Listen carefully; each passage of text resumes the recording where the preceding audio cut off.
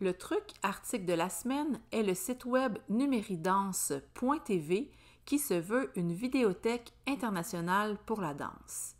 Il y a 4 onglets principaux: Vidéothèque, le deuxième Temas, Tadam et NDLab.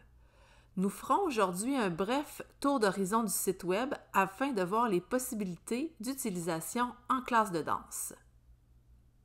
Sous le premier onglet, Vidéothèque, il est possible de rechercher, comme vous le voyez, parmi plus de 4400 œuvres, par genre et style de danse, aussi par auteur, par titre. Il est aussi possible de faire une recherche par mots-clés et ce qui est vraiment intéressant, c'est qu'il est possible de faire une recherche géographique en utilisant la carte. Ce qui peut être vraiment intéressant autant pour nous, pour découvrir des compagnies, que pour nos élèves. Sous le deuxième onglet, Temas, c'est tout ce qui a trait au web documentaire, au parcours et aux expositions virtuelles. Je vous donne un exemple. Si je choisis le thème Dialogue des arts et ensuite je choisis le parcours Danse de main. Donc nous avons donc à gauche de l'écran un parcours d'une vingtaine de minutes qui explique l'utilisation des mains en danse. Et à droite de l'écran, nous retrouvons les œuvres en fait complètes ou les extraits d'œuvres qui ont été utilisés pour ce parcours. Donc c'est très pratique, autant si on veut stimuler la création des élèves, aussi pour l'appréciation.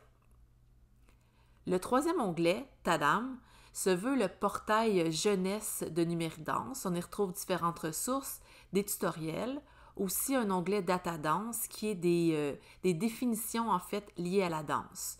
Il y a une belle section en lien avec les métiers de la danse. Et il y a aussi des jeux vidéo dans cette section. Je vous montre brièvement un jeu qui est en lien avec le solo, donc il serait possible de le faire directement en classe, en équipe ou seul, ou encore de le faire aux élèves à la maison en devoir. Donc, c'est très simple, il n'y a rien à télécharger, tout se fait en ligne.